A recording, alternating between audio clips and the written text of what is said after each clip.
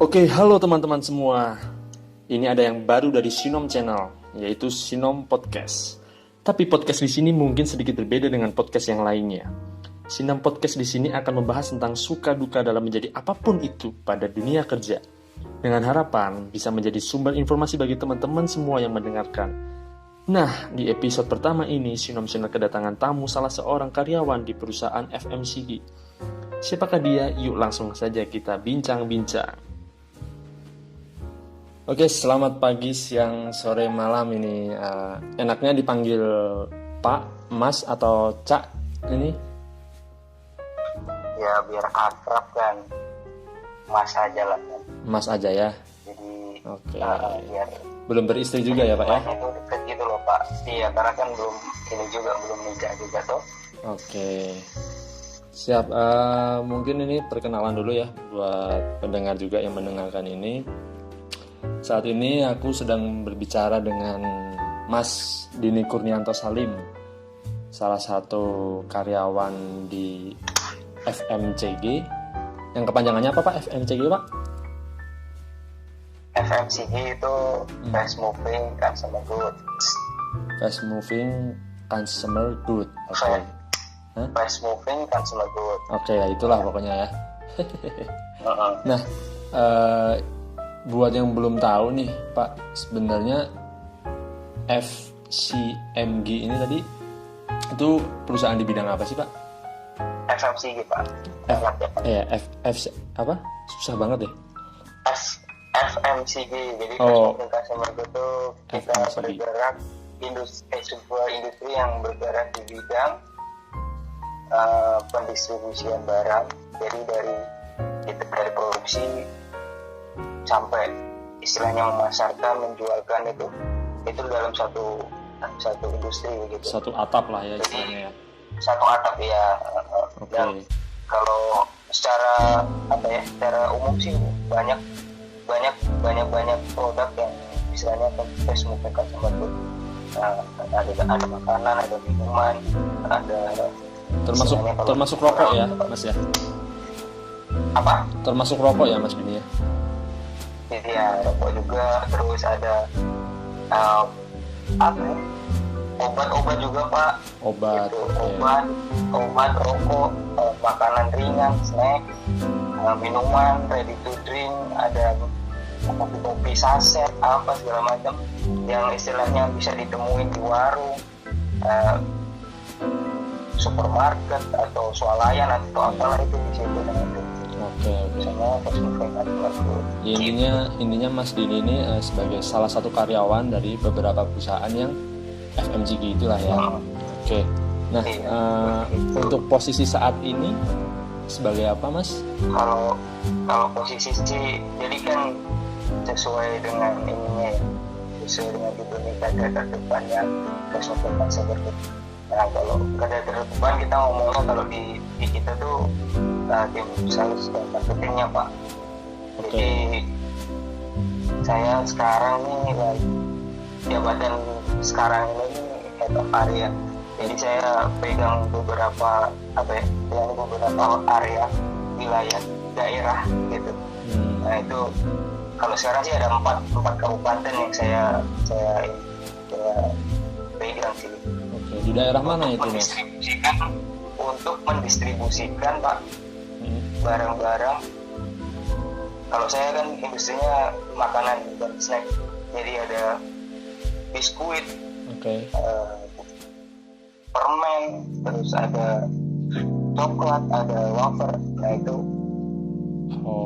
terus barang-barang itu. Ini boleh ngomong produk nggak ya Pak kalau di sini? Oh Pak? bebas, boleh. Oh boleh. Kalau sekarang nih kan kalau saya kan di Mayora nih sekarang jabatannya head of area. Nah sekarang saya istilahnya dapat kepercayaan buat pegang divisi ada namanya M1 Pak. M1. Karena kalau di Mayora tuh banyak banget, ada M1, M2, M3, M4, M5 Pak. Dan mungkin apanya akan nambah. Nah sekarang M1-nya. Jadi M1 ini dia kalau teman-teman tahu itu ada biskuit Roma, coki-coki, beng-beng, terus Slay Olay. Orang Slay Olay. Favoritku itu mas. Ada Better. Better, terus ada Kopiko yang buat yang suka kalau nggak bisa ngopi terus harus melek terus pakai permen Kopiko, terus permen Kiss tambahin, terus ada Super Keju, makanya banyak lah. Itu baru M1 pak, ada M2 Torabika, M3 Clean Mineral, teh pucuk, M4 mie gelas pak. Oke, jadi kalau Mas Dini sendiri ini lebih fokus ke M1 gitu ya? Iya. Berarti di M2, M3, M4 dan M5 pun juga ada head of area masing-masing gitu ya Pak ya? Iya, betul Pak. Jadi kalau di Mayora pun orang istilahnya setiap divisi aja direkturnya beda-beda Pak.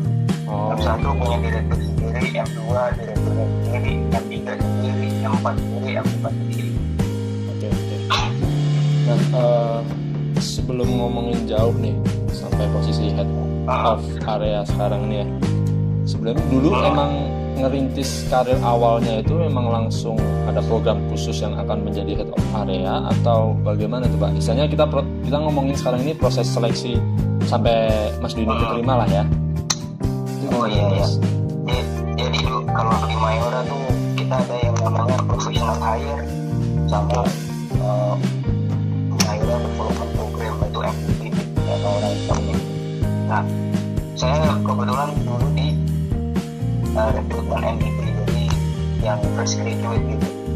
Kalau jadi bedanya tuh professional hire tuh kita hire yang udah profesional, jadi minimal udah pernah bekerja 1 atau 3 tahun lah di perusahaan yang sebelum di Mayora gitu. Perusahaan lain ya Pak ya? Ini memang perusahaan lain gitu kan. Berarti termasuk kompetitor juga bisa itu Pak? Bisa. Okay. Jadi saling hire apa ya? Saling hire karyawan di antara perusahaan prospecting customer itu udah menjadi suatu yang ini Pak. Lumrah. Apa ya? Lumrah dan wajar gitu. Iya. Nah, berarti tapi kalau Mas Dini sendiri, kalau saya sendiri kemarin 2017 itu lewat jalur Mayora Development Program MVP. Nah, di MVP juga itu dia kebagi lagi. Jadi ada untuk sales, untuk marketing, untuk pabrik itu produksi, terus ada yang buat yang ngurus cabang, jadi ada AOS gitu, area operational supervisor gitu. Terus ya itu sih ada masih banyak, jadi kebagi-bagi. Nah itu dulu saya masuknya di MVP sales Pak. Oh, berarti antara sales dengan marketing itu memang dibedakan ya Pak ya? Iya, sebenarnya sales itu lebih ke penjualan Pak. Kalau marketing cara kasarnya itu yang konsep ide gimana caranya barang itu bisa terjual gitu Pak. Lebih ke promosi mungkin ya? Ya promosi gitu. Jadi yang berkaitan sama brand awareness di barang-barang kita gitu Pak. Kalau sales itu langsung terjun ke lapangan menjual barang ke istilahnya kalau kita ngomongnya outlet kita, customer base-nya kita gitu. Customer base kita ataupun toko gitu. Oke, nah tadi kita ngebahas tentang MDP ya Pak ya. Itu kita kalau boleh tahu proses seleksinya itu ada berapa tahap sih Mas? Oh, jadi kalau dulu itu saya ada kurang lebih 7. Wow, 7 tahap. Jadi pertama 7 tahap ya. Pertamanya psikotes Pak. Oke, standar lah ya hampir di semua perusahaan. Ya standar. Psikotes habis selesai psikotes pengumuman, kalau ada pengumuman lolos lanjut lagi ke tes bahasa Inggris lolos, wawancara HRD Pak. Habis wawancara HRD lolos, kita ada fokus group discussion FGD tuh. Oke. Habis setelah FGD, kalau memang udah kira-kira HRD udah oh iya ini naik, langsung ke presentasi Pak. Kita jadi presentasi sama HRD mengenai apa ya, istilahnya basic-basicnya kita yang mau kita tuju bisa. Contohnya kita di perusahaan Mayora yang kita tahu tuh apa sih tentang Mayora gitu. Terus produk-produknya apa, jadi kayak produk knowledge yang harus ditahu gitu loh. Jadi nggak cuma produk knowledge sih, semua apa ya istilahnya tentang pekerjaan yang nanti akan kalian dalami itu, kalian punya gambaran seperti apa, nggak jadi dipresentasikan gitu. Iya. Berarti ini mungkin salah satu informasi bocoran juga. Iya ya. Sama yang terakhir Pak. Sama yang terakhir itu interview user Pak. Oke. Nah, interview user ini langsung, jadi kemarin kalau saya kan dulu tahapan 1 sampai apa tadi 6 ya, itu di Jogja. Di Jogja. Nah, udah istilahnya udah dikasih apa namanya, pengumuman kalau udah lolos tuh ini nanti interview user. Nah, interview user tuh di Jakarta, di HO, di kantor pusatnya langsung. Kalau Mayora tuh di Jalan Daan Mogot di Jakarta Barat Pak. Oke. Berarti ini itu interview HRD, interview user. Kita langsung interview sama direktur yang memakai kita.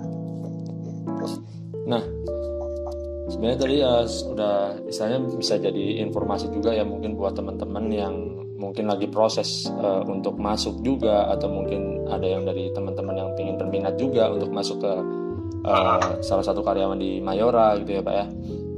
Nah, iya, betul. Kalau berarti kan istilahnya Mas Dini sendiri itu menyingkirkan banyak pesaing ya pada saat proses seleksi masuknya. Nah, untuk tahapan mana sih yang paling rawan lah istilahnya, paling menentukan gitu dalam proses seleksi? Sebenarnya semua tahapan sih Pak. Oke. Tapi kalau yang paling ini tuh yang paling krusial tuh memang di presentasi. Jadi kita tuh apa ya, kita harus tahu prepare dulu, kita bikin presentasi, jadi kita harus tahu apa yang harus dipresentasiin, isinya apa, terus poin-poinnya apa, terus intinya jangan sampai inilah apa ya, kita kalau orang tuh ngomongnya ngomong kosong pas kita presentasi gitu. Jadi memang harus matang bener-bener di situ gitu. Oke, itu salah satu bocoran juga nih buat teman-teman yang mungkin sekarang sedang job seeker atau mungkin fresh graduate juga kan. Terus berarti kan setelah itu proses seleksi lolos nih, itu apakah udah langsung keterima sebagai karyawan atau mungkin masih ada training segala macam, itu gimana tuh Mas? Masih ada ini sih. Jadi kalau udah interview user, jadi direktur udah menentukan itu kan. Habis interview user ini, dia kan kalau seumpama yes istilahnya direktur ini ngomong oke, saya pakai ini orang-orang gitu kan. Nah, mereka bakalan diarahin untuk MCU Pak, medical check up Pak. Oke. Medical check up di sini nih ya kayak kita biasa general check up apa sih? Cuma intinya tuh buat ini orang nanti kerja mau sakit-sakitan apa enggak nih gitu. Oke. Berarti biar tahu. Medical check up di sini juga yang istilahnya apa ya? Banyak juga sih yang istilahnya tuh gugur di sini Pak. Jadi udah sampai iya, jadi di direksinya udah bilang oke, yang mau pakai ini, tapi di tes MCU-nya, medical check up-nya mereka nggak lolos Pak. Nah gitu. Jadi lumayan juga sih di situ. Jadi ngeri sedap sih kalau di MCU sih. Gitu. Ini termasuk apa ya istilahnya salah satu poin penting juga, karena mungkin sepengetahuan saya juga beberapa MCU di perusahaan-perusahaan lain ya mungkin Mas itu hanya sebagai formalitas gitu loh. Jadi emang udah benar-benar diterima. Tapi kalau di Mayora justru malah bisa menggagalkan serangkaian tahapan seleksi ya Mas ya. Betul. Dulu tuh ada pas teman angkatanku tuh ada pas di MCU tuh ada berapa ya, 2 apa 1 atau 2 gitu. Jadi dia tuh ada nggak tahu penyakit apa, pokoknya dia nggak lolos aja gitu. Oh. Tapi emang nggak dikasih tahu apa sakitnya gitu. Jadi nggak dikasih tahu apa sakitnya gitu. Nah, kalau orang nggak ada yang tahu kecuali orang Mayuranya sama yang orang laboratoriumnya yang okay. Nah, kalau Mas Dini sendiri dulu pas menjelang MCU itu ada tips-tips khusus nggak sih Mas? Atau udah ngalir biasa aja gitu? Ya tipsnya kan kalau disuruh MCU kan biasa yang puasa 1 hari.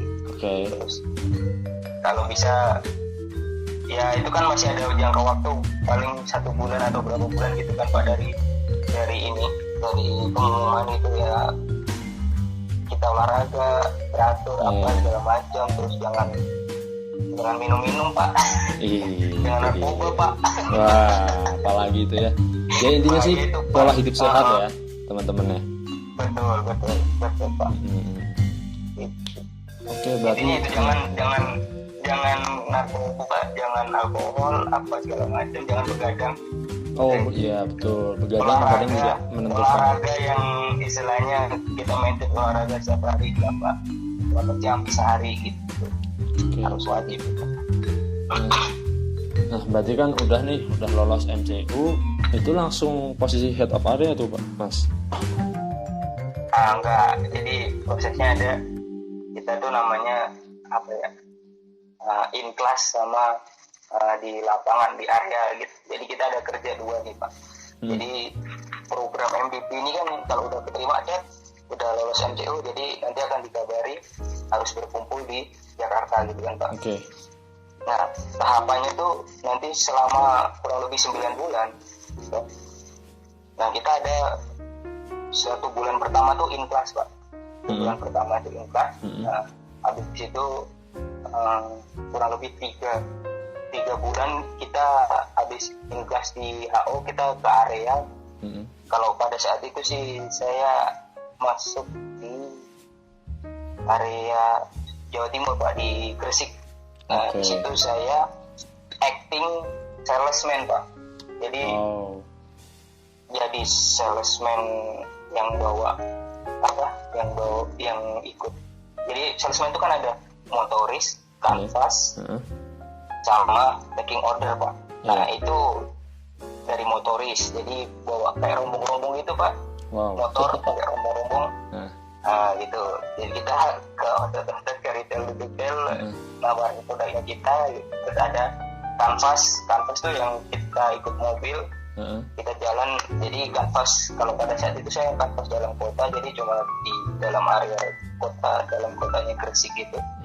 Nah terus taking order nih yang kita datang ke outlet atau ke toko gitu, kita orderin dulu dia mau pesan apa, mau order apa gitu ya. Nah baru nanti barangnya 2 hari maksimal, karena standarnya Mayora kan 2 hari setelah order itu harus udah terkirim gitu kita. Intinya sih biar kita tahu dulu ya kondisi di lapangan itu seperti apa, cara kerjanya seperti apa. Oke. Nah pas istilahnya terus itu kan habis itu kan dia ada, jadi kan udah 3 bulan nih jadi salesman nih Pak. Nah nanti bulan ke-5 itu balik lagi ke HO, kita presentasi tentang apa yang udah kita lakuin nih jadi salesman. Gimana nih jadi salesman, apa yang harus dilakukan salesman gitu.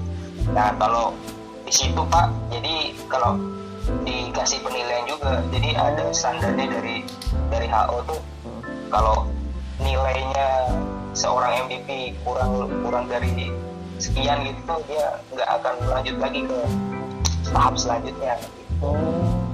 Berarti bisa dibilang ada proses seleksi juga di situ ya? Betul. Oke. Baru nanti abis ini nih, abis panel. Nah kan udah itu ada pengumuman lagi nih, ternyata dinyatakan lolos gitu. Nah, kita lanjut lagi, kita balik ke HO, ke pusat. Nah kita in class lagi 1 bulan. Habis itu sisanya kita acting sebagai head of area. Itu berarti sebelum benar-benar menjadi head of area gitu ya Mas? Betul, jadi kita acting dulu. Jadi kita kayak didampingi head of area yang udah ada, yang udah jadi head of area, jadi kita belajar di situ. Istilahnya jadi mentor gitu ya Mas ya? Betul. Oh. Nah, tapi ketika acting itu udah pasti dipastikan akan menjadi head of area atau masih ada kemungkinan gagal juga di situ Mas? Nah itu masih ada panel lagi Pak. Jadi Waduh. setelah periode acting sebagai head of area, nanti kita panel lagi nih, balik lagi ke Jakarta. Nah kita panel di situ semua apa segala macam, sama direktur, sama HRD, direktur apa segala macam di situ. Kita panel di depan mereka, apa yang menjelaskan apa yang udah didapat di area, apa yang menjadi basic seorang head of area gitu ya. Intinya kita memahami apa enggak pekerjaan kita sebagai head of area gitu. Nah di situ kemungkinan ada, jadi tetap ada standarnya. Standarnya sekian. Kalau lolos ya udah lanjut, kalau jadi head of area, kalau enggak udah pulang Pak. Rumahnya masing-masing. Tapi segala macam istilahnya jenis-jenis seleksi yang tadi disebutkan itu memang tertuang di kontrak ya Mas ya? Iya sudah. Jadi istilahnya kita udah tahu ke depannya tuh apa yang harus dilalui sebelum jadi head of area, benar-benar terjun ke lapangan jadi head of area gitu. Oke, luar biasa. Nah, berarti kan istilahnya sekarang ini kan udah lolos dan udah menjadi head of area gitu. Di daerah mana nih Mas untuk Mas Dini sendiri? Iya, kalau sekarang sih ada di, kalau Bapak tahu daerah Luwuk Pak. Oh Luwuk, iya Sulawesi ya Mas ya?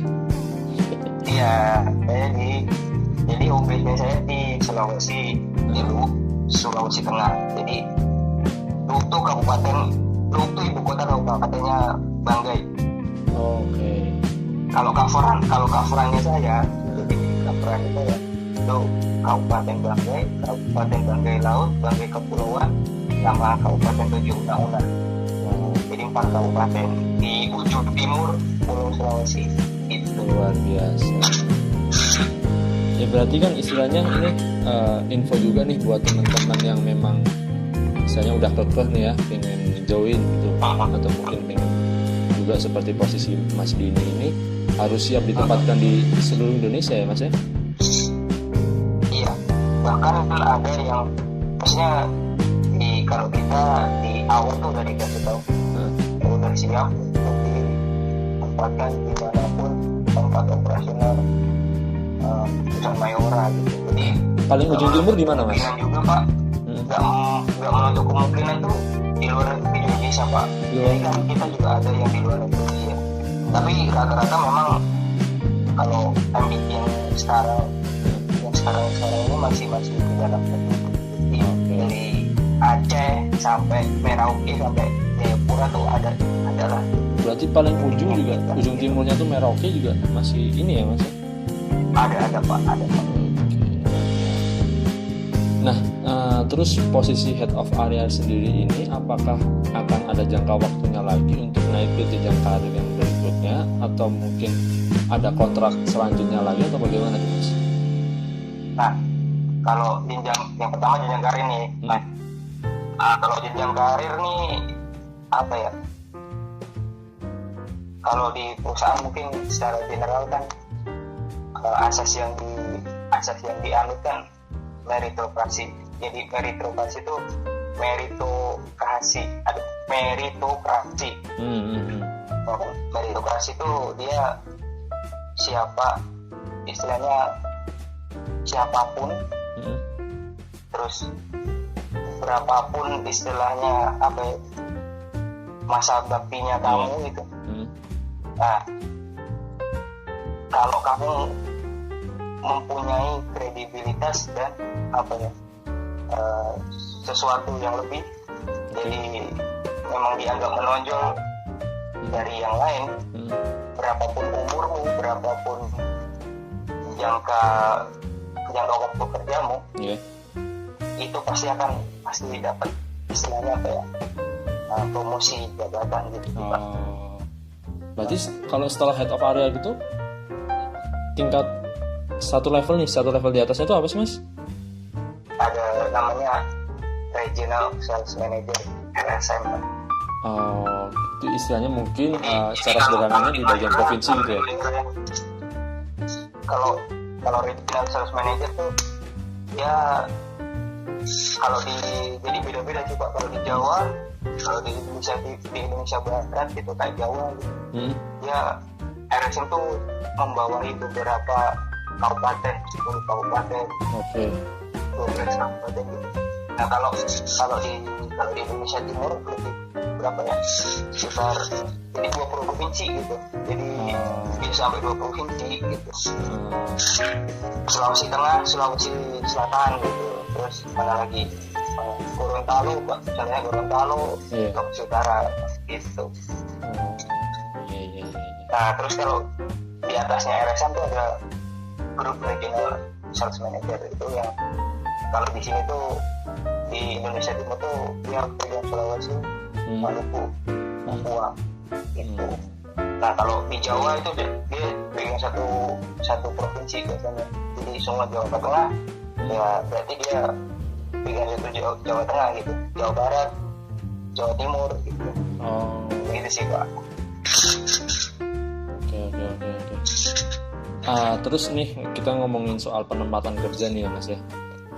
Ini kan istilahnya kan untuk posisi saat ini Mas Dini sendiri kan sebagai head of area itu menempati posisi di mana lokasi kerjanya itu kan ditentukan oleh Mayora gitu ya. Nah, apakah ada nih kesempatan dalam jangka waktu tertentu atau masa bakti tertentu sampai akhirnya nanti Mas Dini ini boleh nih untuk menentukan pengen kerja di kota mana atau mungkin balik ke asal, itu ada nggak sih Mas? Ada sih, jadi sebenarnya kalau kita yang menentukan tuh nggak kita yang menentukan juga sih. Jadi istilahnya orang-orang dari pusat yang menentukan, saya nanti balik ke home base-nya saya yang sesuai KTP semua gitu, atau nanti balik lagi ke istilahnya di provinsi yang sesuai KTP-nya saya gitu. Atau malah bisa beda provinsi, yang penting balik lagi ke Jawa itu sama malah gitu. Ada waktunya. Biasa nggak ada nggak ada patokan waktu. Berarti didasarkan oleh apa, mungkin posisi yang lagi kosong juga kebetulan gitu atau gimana tuh Mas?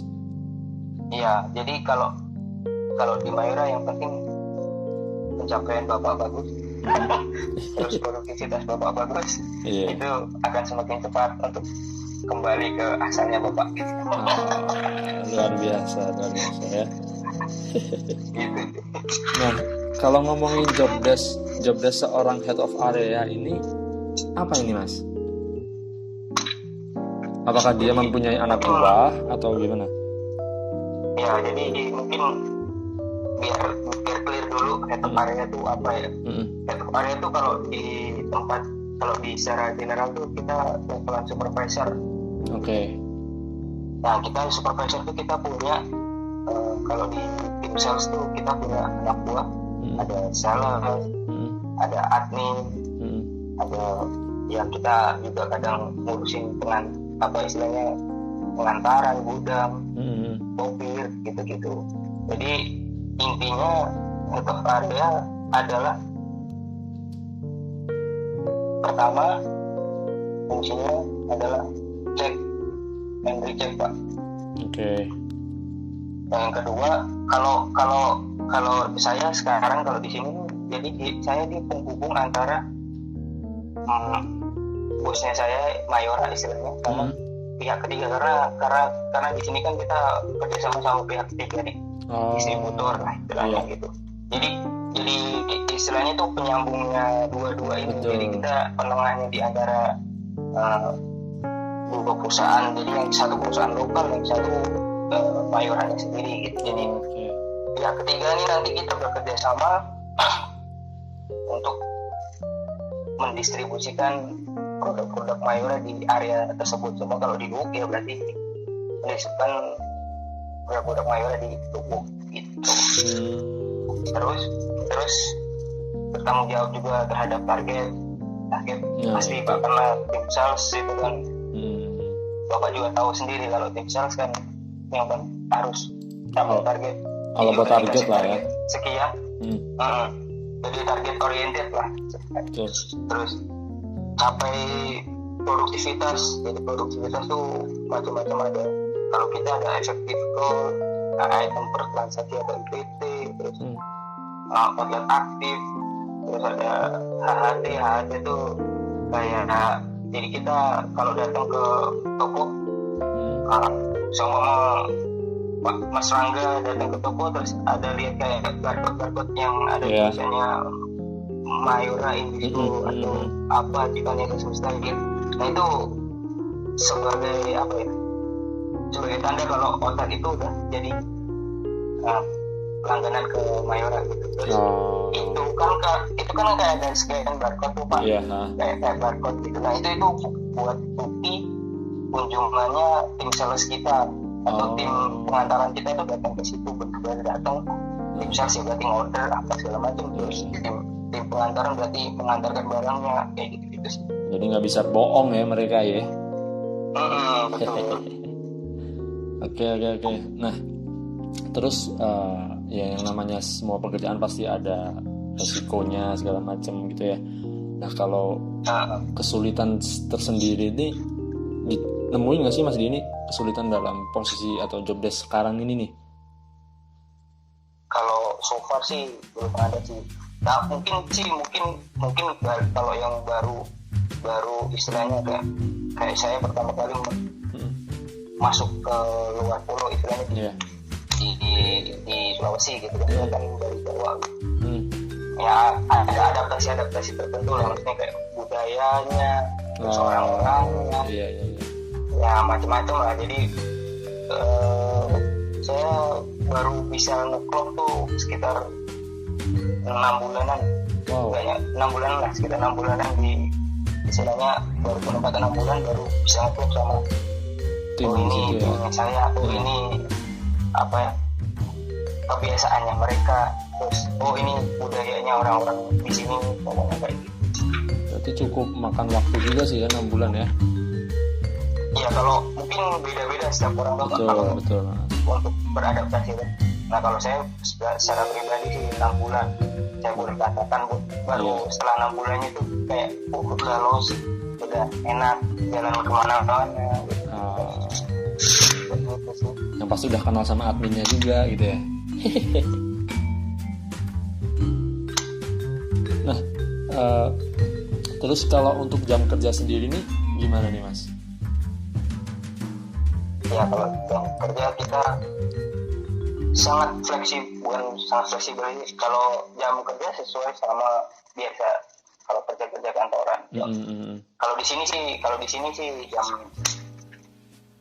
7:30 sampai jam 5. Jadi tapi kalau masih ada yang belum selesai mungkin bisa agak ya kondisional lah ya. Ya kondisional, maksudnya nggak patokannya jam 7:30 sampai jam 5 sore gitu sih. Oke. Nah ini lanjut ke pertanyaan selanjutnya. Ini terserah sih ya mau jawab atau mau enggak, atau mungkin dikira-kira atau kalau untuk salary sendiri nih di range berapa sih Mas di posisi sekarang ini nih? Kalau sekarang ya? Iya, gaji pokok ya Mas ya? Kalau sekarang masalah gini Pak.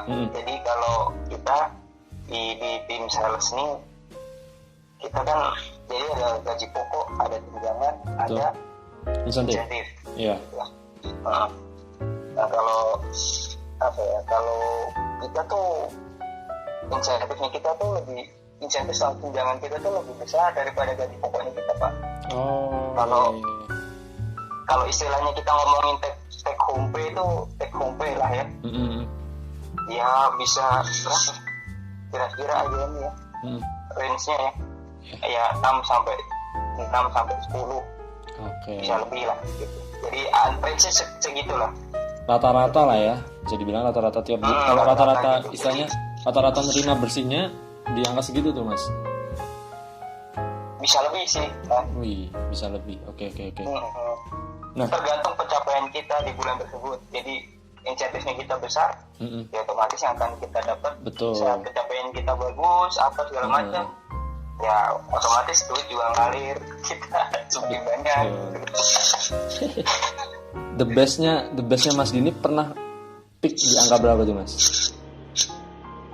Ya kalau set dari perusahaan kan kita bukan wajib sih, minimal tuh kita 90% gitu kan. Iya. Dari target. Nah, jadi kita nggak cuma target doang nih, kita juga harus ngejar produktivitas dan growth, Pak. Betul. Jadi kita ada ngebandingin tuh growth dibanding tahun yang lalu. Kita harus ngebandinginnya. Jadi ada pertumbuhan kan dari tahun yang lalu atau malah minus. Jadi semua pencapaiannya di tahun lalu juga itu sebuah namanya kalau saya bilang itu sebuah pelanggaran gitu kan. Jadi di saat kita harus tarik sesuai target kita juga harus buat juga. Oke, nah ini kan di era milenial sekarang ini ya Mas ya, banyak nih mungkin dari beberapa teman-teman yang mungkin ya nggak bisa disalahkan gitu ya. Ada banyak yang beranggapan mereka itu pengen kerjanya itu tuh sesuai passion mereka. Nah, kalau menurut Mas Dini sendiri sih gimana sih Mas dengan prinsip seperti itu gitu? Kalau ini saya boleh beda nggak nih? Boleh, iya. Ini benar-benar opini pribadi gitu ya. Jadi nggak bisa disalahkan, nggak bisa dibenarkan gitu. Iya.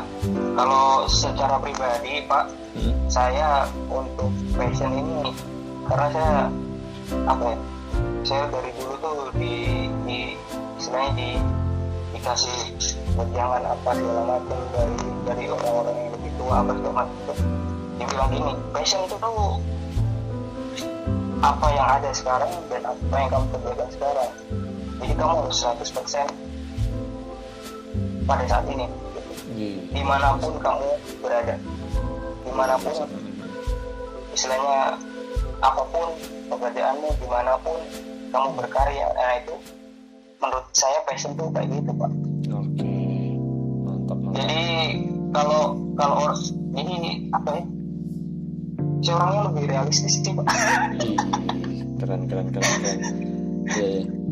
Kadang soalnya kan opini pribadi sih Pak, maksudnya iya, kalau opini pribadinya saya seperti itu gitu kan. Soalnya kan kadang gini kan, aku suka nemuin gitu orang baru berapa bulan di sini kerja terus keluar bilangnya wah nggak sesuai passion, pindah lagi ke sana. Itu ya itu tuh mungkin ini Pak, kan kalau di penelitian tuh generasi milenial tuh memang kayak rata-rata kerjanya mereka bukan rata-rata apa ya, kayak rata-rata kerjanya mereka tuh 1 sampai 1,5 tahun gitu ya. Jadi kita juga nggak boleh sih istilahnya mengejar dia butuh loncat atau dia apa gitu. Kita harus lihat backgroundnya dia juga, maksudnya dia mungkin butuh pendapatan yang lebih atau mungkin dia butuh apa ya istilahnya biar bisa mengimprove lagi apa yang dia punya, apa yang dia istilahnya bisa gitu ya. Atau mungkin dia butuh, ada juga yang kadang masalah atasan juga yang nggak cocok sama dia. Gitu. Nah itu tuh salah satu apa ya faktor-faktor yang membuat generasi milenial itu ya kerjanya cuma kadang 1 tahun udah pindah lagi, 1 tahun udah pindah lagi kemana-mana. Jadi mencrok kalau dia atau bilang itu udah baru istilahnya baru profesional 3 tahun udah 3, 4, 5 kali ganti perusahaan kan gitu. Gitu sih. Kalau saya lihatnya secara pandangan pribadi kayak gitu sih Pak. Jadi nggak bisa digeneralisir semua orang. Ini generasinya tuh apa ya? Kayak gini sih. Loncat gini. Tapi kan kita juga harus lihat ya. Maksudnya dia kenapa nih kalau dia itu bisa 1 tahun, 1,5 tahun udah pindah lagi. Nah itu udah yang jadi PR-nya kalau sebelumnya tuh PR HR human resource di setiap perusahaan yang sekarang lagi ini, jadi harus peka terhadap itu juga gitu.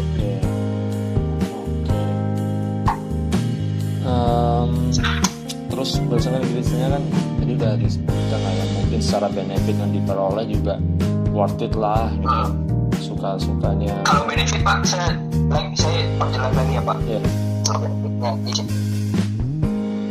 mungkin ini sama lah sama perusahaan-perusahaan lain sih, hampir kurang lebih sama lah. Jadi semua facing customer bagian sales atau marketing tuh pasti akan dapatnya gaji pokok, insentif, tunjangan pusat, tunjangan tempat tinggal atau kos, terus syukur-syukur dapat mobil kayak mobil operasional gitu lah Pak buat sehari-hari. Terus BBM ditanggung perusahaan pasti. Mantap. Terus apa ya? Tempat tinggal Pak? Tempat tinggal ada tadi. Tunjangan kos Pak. Tunjangan kos atau tunjangan tempat tinggal kan. Terus apa ya? Entertain Pak? Insentif kuartal. Apa? Entertain mungkin? Ada di sebagian sih ada entertain juga Pak. Tapi kadang juga kalau di tempat saya belum ada. Jadi mungkin tergantung jabatannya ya. Betul bisa jadi jabatan. Mungkin di levelan saya ini memang belum Pak. Kalau di atasnya saya nggak tahu juga deh. Oh sama ini gaya perjalanan dinas Pak. Kalau saya kan ke luar kota nih. Nah kan saya ada yang ke pulau juga. Jadi Banggai saya paling jauh tuh Banggai Laut 7 jam 8 jam perjalanan pakai kapal. Terus 7 una-una nih perjalanan darat ya sekitar 5-6 jam lah paling cepat gitu. Wow. Jadi itu semua istilahnya kamu nginep di hotel, bensinnya, perjalanan dinas, makannya ditanggung ya. Ada semua, tanggung semua lah pokoknya. Jadi kamu tinggal istilahnya membawa badanmu kemana-pun kamu mau pergi gitu. Dan ya membawa badan sama satu lagi ini Pak, HP Pak, HP ya kan? Oh iya HP. Sekarang nggak bisa Pak, kalau HP didiemin Pak, kayak ada yang ketinggalan info gitu. Apalagi kalau pas jam kerja, aduh Pak, setengah mati HP kalau mati Pak, di koordinasi sana sini nggak bisa gitu kan. Itu memang penting Pak, betul. Saya sepakat HP sekarang adalah suatu tools, suatu peralatan yang kebutuhan lah ya, selalu sedia dan dibutuhkan dimanapun Bapak berada. Senjata ya. Iya. Tapi tetap intinya ya jangan asal pakai sembarangan kan, itu kan karena bahaya. Mungkin pas lagi nyetir itu kan Pak. Oh iya betul. Kalau ya kita sesuai inilah peraturan yang ada. Kalau pas nyetir ya jangan atau mau buka apa gitu, misalnya buka yang gitu kan. Iya, YouTube mungkin sesuai waktunya aja, sesuai waktunya, sesuai apa jamnya. Kalau jam kerja ya kita ya maksimalin buat kerja lah. Kita ngomongin apa sini Pak? Ya jadi kan bisa dibilang intinya sih nggak ada pekerjaan yang berat gitu ya, asalkan ya gitu balik lagi ke diri kita masing-masing gitu, gimana mengartikan pekerjaan semua, itu. Jadi kalau menurut saya sih gini, itu tuh kerja dibayar untuk pusing Pak, dibayar untuk stres memang. Jadi kita kalau masih jadi karyawan ya emang kayak gitu, nggak usah jadi karyawan. Kalau kita jadi pengusaha pun pasti kita akan pusing, kita akan dapat pressure apa segala macam. Itu sama kayak orang-orang kerja. Ya orang kerja tuh mereka digaji untuk pusing, untuk muat, untuk apa segala macam, untuk stres gitu. Nah, tinggal kitanya balik lagi ke kitanya gimana untuk menyikapi semua.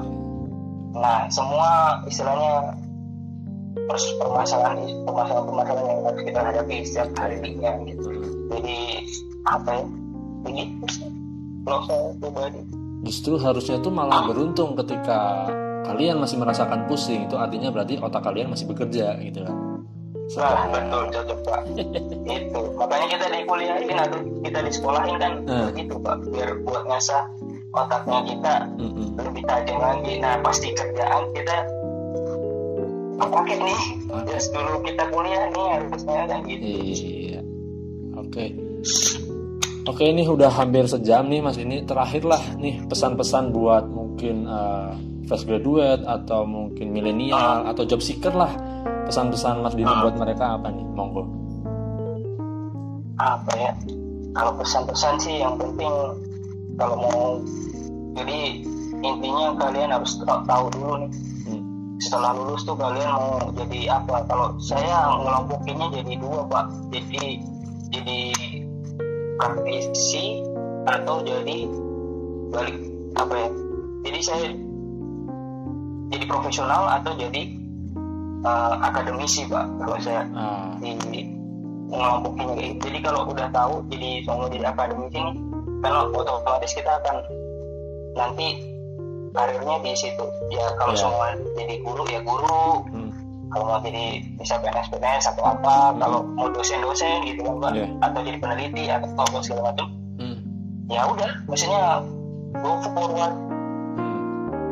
it gitu loh. Jadi untuk mencapai itu, kalau jadi profesional ya kalian harus yakin nih.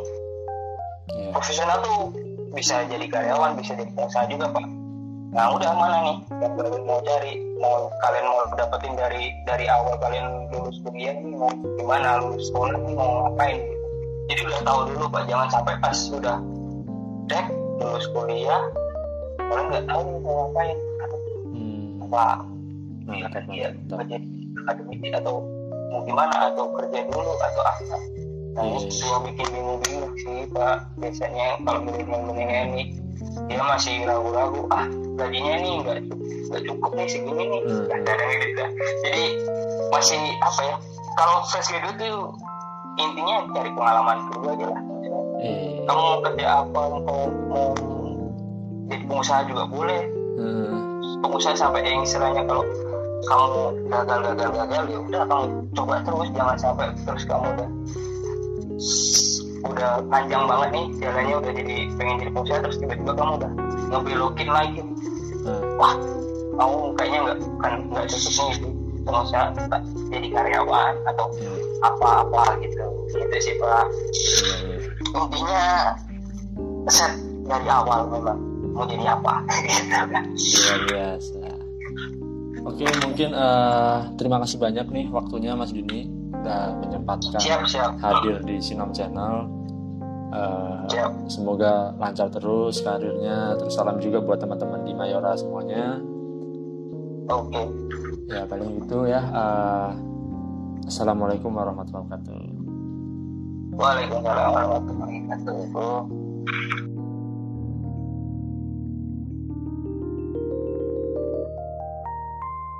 Terima kasih buat teman-teman yang sudah mendengarkan sampai selesai. Semoga bermanfaat buat kalian semua. Mohon maaf bila ada kata-kata yang menyinggung. Dan buat yang pengen next Sinom datengin tamu dari mana lagi buat diajak ngobrol, komen di bawah ya. Terima kasih.